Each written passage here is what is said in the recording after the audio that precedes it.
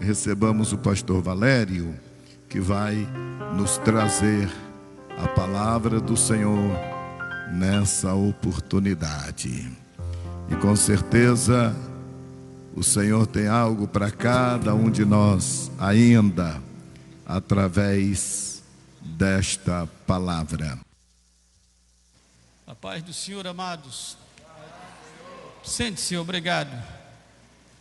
Cumprimentamos também todos aqueles que nos assistem por meio das redes sociais, televisão. Estamos aqui para adorar a Deus. Viemos oferecer a Ele o nosso culto. E culto quer dizer trabalho.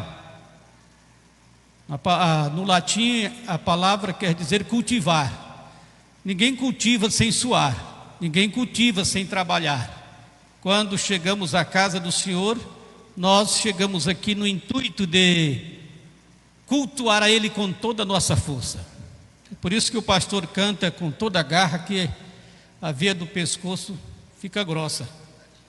É porque Ele está cultuando, nós estamos cultuando. Colossenses 2, 13, 14 e 15 diz assim: quando estáveis mortos nos pecados e na incircuncisão da vossa carne, vos vivificou juntamente com Ele, perdoando-vos todas as ofensas, havendo riscado a cédula que era contra nós nas suas ordenanças, a qual de alguma maneira nos era contrária, e atirou do meio de nós, cravando-a na cruz. Despojando todos os principados e potestades, os expôs publicamente, e deles triunfou em si mesmo. Depois leia em casa Colossenses 2, 13 a 14, 15 aliás. Meus amados irmãos, amigos que nos ouvem, há quase 2000 anos, na cidade de Jerusalém, num lugar chamado Calvário, Caveira, Gólgota em hebraico, haviam 3 cruzes. Sobre aquelas cruzes, 3 homens que haviam sido condenados pelas leis romanas. Do lado estava um homem que era malfeitor, do outro lado outro malfeitor, no meio estava Jesus de Nazaré. Ele não havia cometido crimes, mas por uma questão de inveja, os judeus, inclusive sumo sacerdote e os sacerdotes e o povo responsável por cuidar das coisas de Deus, pediram a sua morte. Não havia acusação grave contra ele, digna de morte. É tanto que o governador Pôncio Pilatos pediu um vaso de água, lavou as mãos e disse: eu estou livre do sangue desse homem. Porque quando ele perguntou: vocês querem que eu solte Jesus ou Barrabás? Barrabás era um amotinador. Barrabás liderava os rebeldes e conseguiu ganhar a simpatia dos judeus, porque ele se opunha aos romanos. E quando Pilatos perguntou: vocês querem que eu solte Jesus ou Barrabás? A multidão disse: solta-nos Barrabás e crucifica Jesus. O Senhor Jesus passou por uma situação muito complicada. Ele ficou muito desfigurado, diz o profeta Isaías. Primeiro foi a sua oração no Getsêmani. Ele orou com muita intensidade, pois estava angustiado até a morte. A angústia era tanta que os vasos sanguíneos de Jesus se dilataram, os poros se abriram, e ele começou a suar sangue, e era tanto sangue que corria ao chão, diz a Bíblia. Nenhum de nós talvez conseguiu suar sangue por ter passado um momento de angústia profunda. Depois Jesus, depois de preso, foi levado à casa do sumo sacerdote, onde foi humilhado, esbofeteado, cuspido, caluniado. No dia seguinte foi levado ao governador para ser julgado. Colocaram uma coroa de espinhos na sua cabeça, de modo que os espinhos perfuraram o couro cabeludo, pois eles bateram com uma vara e o sangue escorria pela face do Nazareno. Bateram em Jesus de modo cruel, sem a menor piedade. O carrasco, cerca de 2 metros distante do Nazareno, descia o chicote, cujas pontas havia pedaços de ossos ou chumbo, de modo que a carne de Jesus foi moída. E ele ainda teve que carregar uma cruz pesada até o Gólgota. Lá ele foi crucificado. Um ladrão de um lado, outro malfeitor do outro, Jesus no meio. Pilatos mandou escrever a acusação: Jesus Nazareno, rei dos judeus. Os judeus não queriam que ele escrevesse essa frase, porque ele, segundo os judeus, tinha dito que era rei dos judeus. Pilatos disse: o que eu escrevi. Acabou a conversa. Grego, hebraico e latim. Vemos as siglas aí, onde aparece uma figura do Cristo crucificado, uma pintura. INRI, o nome dele é INRI, disse alguém. INRI, em latim. E Jesus Nazarenus Rex Iudairon, Jesus Nazareno, rei dos judeus. Mas estava também em grego e hebraico, e lá estava o Filho de Deus. O profeta Isaías diz que ele ficou numa situação tão caótica que não poderia ser comparado a alguém. Ele escreveu o seguinte: como muitos pasmaram à vista dele, pois a sua presença estava tão desfigurada, mais do que a de outro qualquer, e a sua figura mais do que a qualquer filho dos homens. Isaías 52:14. Pelo que foi subindo como raiz de uma terra seca, não tinha parecer nem formosura. Ele continua escrevendo o texto, já no capítulo 53. E olhando nós para ele, nenhuma beleza víamos para que o desejássemos. Estava Jesus ali, um homem desfigurado mais do que qualquer outro homem, na cruz central do Gólgota. O salmista e rei Davi, profeta de Deus, que teve uma visão do Cristo glorificado, primeiro do Cristo crucificado,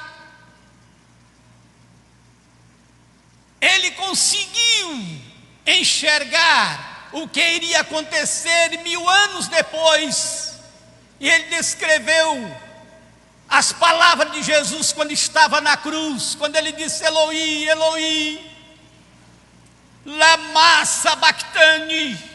Diz lá o salmista no Salmo 22: Deus meu, por que me desamparaste? Por que te alongas das palavras do meu bramido e não me auxilia? Jesus estava tão desfigurado, tão acabado o seu físico, que nos versículos 15 a seguir, ele diz: como água me derramei, e todos os meus ossos se desconjuntaram. O meu coração é como cera e desfalece dentro de mim. A minha força se secou como um caco, e a língua se me pega ao paladar. E me puseste no pó da morte. Ele escreveu mais: pois me rodearam cães, o ajuntamento de malfeitores me cercou, traspassaram as minhas mãos e os meus pés. Poderia contar todos os seus ossos. Salmo 22, 15 a seguir, a 17. Eles veem e me contemplam, termina assim o versículo 17. Quem olhasse para Jesus na cruz, naquele momento, ele foi crucificado às 9 horas da manhã. 6 horas ficou pendurado. As dores e as câimbras tomaram conta do seu corpo, e o sofrimento era muito grande. Quem olhasse para Cristo desfigurado, podia-se contar os seus ossos. Ele diz: todos os meus ossos se desconjuntaram, porque eram quase 3 horas da tarde, quando o Filho de Deus não suportou mais o sofrimento. Acabaram-se todas as forças, e ele deu um brado dizendo: Pai, está consumado, e deixou o corpo arriar. Então os seus ossos se desconjuntaram naquele momento. Quem olhasse para Jesus ali iria ver um homem derrotado, acabado, mais do que qualquer outro homem. E o semblante de Jesus estava assim, porque ele tinha sofrido mais do que os ladrões que estavam ao lado dele. Porque os ladrões saíram da prisão, foram julgados e condenados. Mas Jesus teve que enfrentar o Getsêmani, teve que enfrentar a cúpula do sumo sacerdote Caifás. E quem olhasse para Jesus então não iria ver apenas um homem derrotado. Ele entregou o espírito, ele morreu. Mas, meus amados irmãos, a palavra de Deus nos diz no texto que nós citamos, Colossenses 2, 13 a 15, quando estávamos mortos nos pecados e na ofensa, na questão da nossa circuncisão, quando nós estávamos mergulhados no pecado e na incircuncisão da nossa carne. 2 coisas o apóstolo diz aí: pecados e incircuncisão da carne. Nós não éramos circuncidados e, portanto, não tínhamos o direito de pertencer à nação de Israel. Mas, pelo Espírito, o apóstolo escreveu: ele nos vivificou juntamente com ele. Dê glória para Jesus por causa disso. Este Jesus que estava lá, agora vivo. E diz mais o escritor: perdoando todas as nossas ofensas. Isso aconteceu com você, que se entregou a Cristo. Ele perdoou todas. Não existe, você se entregou a Cristo de fato. Não deixe que o adversário pense, coloque na sua cabeça de que tal pecado tão grave não foi perdoado, porque o texto diz que ele perdoou todas as nossas ofensas, e além disso, havendo riscado a cédula que era contra nós nas suas ordenanças. Eu tinha uma cédula, e você tinha uma cédula. Essa cédula dizia que você era destinado ao inferno e à perdição eterna. Diz o apóstolo, havendo riscado a cédula que era contra nós, e ele se refere à lei também, a qual de alguma maneira nos era contrária. A palavra grega que aparece ali é dogma. Os dogmas, a lei, o sábado, a guarda do sábado, os sacrifícios, eram essas ordenanças. O que Jesus fez? Ele riscou a cédula, semelhante ao cancelamento de uma dívida. Lembram quando as pessoas compravam fiado para pagar no final do mês? Estava lá a lista dos objetos que haviam sido pegos. Quando a pessoa pagava, então, lá o tabelião, como chamavam, riscava a dívida, ou colocava pago, e significava que ele não devia mais nada. Essas ordenanças que eram contra nós, que nos acusava, e que nós precisávamos sair dessa situação pecaminosa, Cristo cravou-a no Calvário. Glória ao nome de Jesus para sempre, aleluia. Você deve aproveitar essa liberdade em Cristo, e nunca mais se voltar às coisas que prendem as pessoas. Infelizmente existem pessoas de boas intenções que ainda estão vivendo no tempo da lei mosaica, ou guardando parte da lei no intuito de se salvarem. Jesus disse, o pastor Luiz citou no domingo passado, a lei e os profetas duraram até João.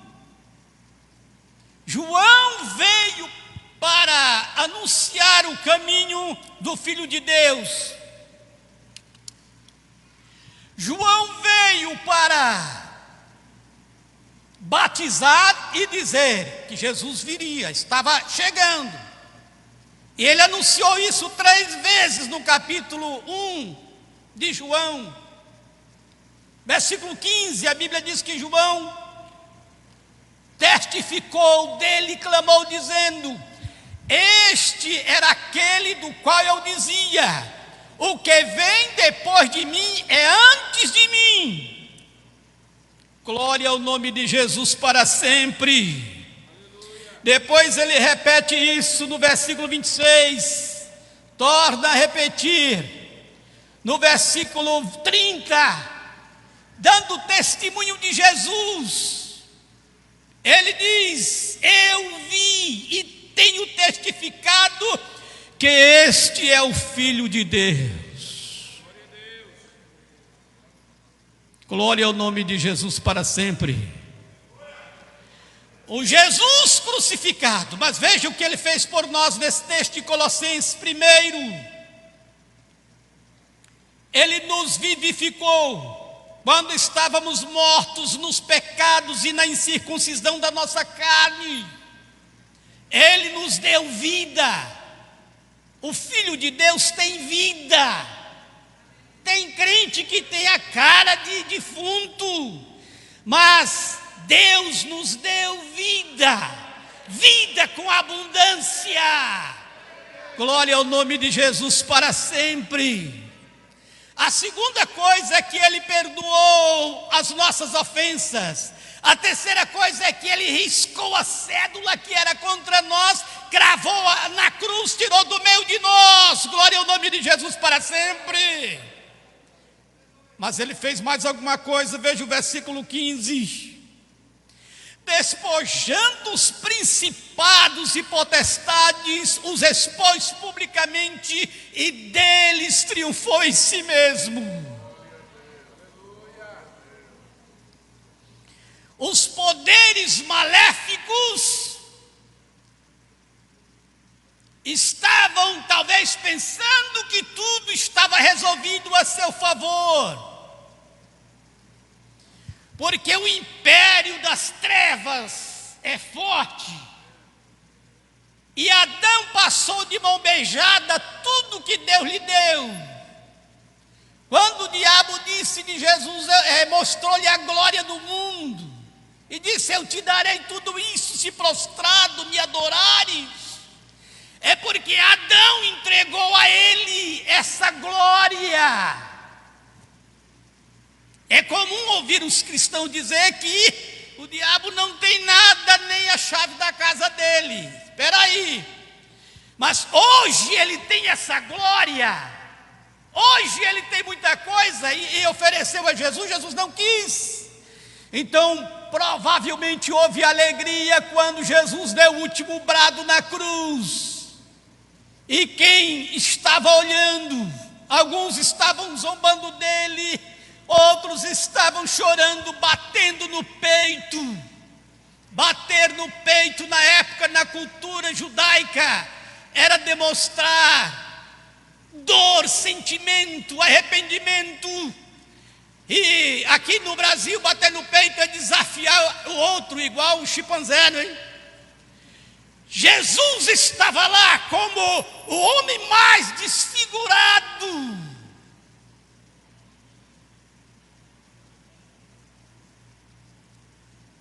Profeta diz: mais do que todos os homens. Mas quando ele bradou, morreu, as coisas mudaram. Ele despojou os principados. Os inimigos faziam isso.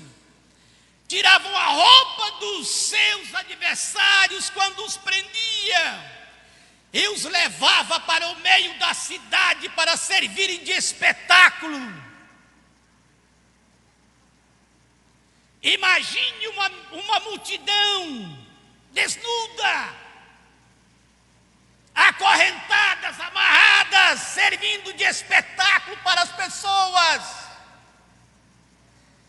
Uma vergonha inexplicável. O diabo estava achando que tinha triunfado.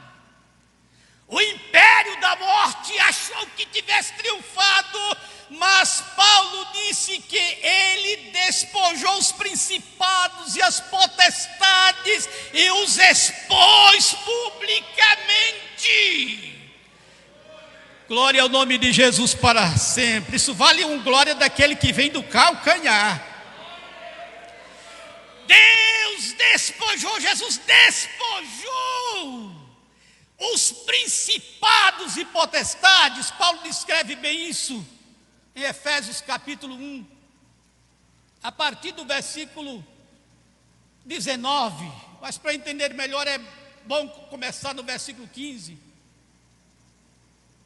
Pelo que ouvindo a fé que entre vós há no Senhor Jesus Cristo e o vosso amor para com todos, não cesso de dar graças a Deus por vós, lembrando-me de vós nas minhas orações, para que o Deus de nosso Senhor Jesus Cristo, o Pai da glória, vos dê em seu conhecimento o espírito de sabedoria e revelação, tendo iluminado os olhos do vosso entendimento. Escute, para que saibais qual seja a esperança da sua vocação e quais as riquezas da glória da sua herança nos santos. Escute bem, e qual a sobreexcelente grandeza do seu poder sobre nós, segundo a operação do seu poder que manifestou em Cristo, ressuscitando reunindo dos mortos e pondo à sua direita dos céus. E ele continua: acima dos principados, dos poderes, potestades, dos domínios e de todo nome que se nomeia não só no presente século, mas também no vindouro. Aleluia! E sujeitou todas as coisas aos seus pés, e sobre todas as coisas o constituiu cabeça da igreja, que é o seu corpo, a plenitude daquele que opera nessa igreja do Senhor. Glória ao nome de Jesus para sempre. Você já sabe que Jesus te vivificou, te perdoou, que as forças de Satanás já não são terror, não, pois Jesus os expôs publicamente, tirou a roupa deles e mostrou que eles estavam dominados. Mas a você, meu amigo, escute bem: esse Jesus que foi levantado na cruz, disse ele a Nicodemos,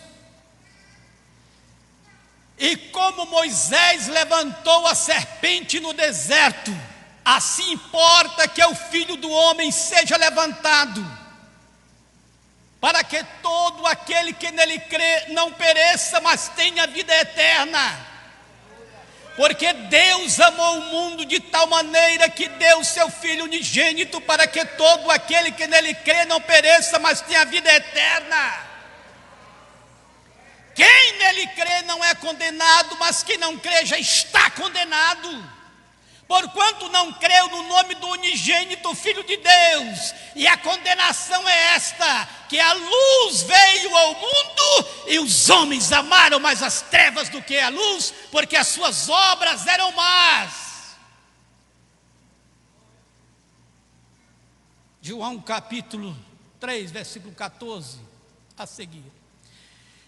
Esse Cristo que ficou lá na cruz, vivo das 9 horas até quase as 3 horas da tarde, foi sepultado no mesmo dia, levantou-se. É Ele que pode salvar. E eu gostaria de convidar você a vir para a luz. O texto diz que quem pratica o mal, ele prossegue, Jesus, quem pratica o mal não vem para a luz, para que as suas obras não sejam reprovadas, mas quem pratica a verdade vem para a luz, a fim de que as suas obras sejam manifestas, porque elas são feitas em Deus. Glória ao nome de Jesus. Abrace Jesus esta noite, Ele morreu por ti. Onde está uma pessoa que deseja entregar sua vida a Jesus? Quer vir para a luz?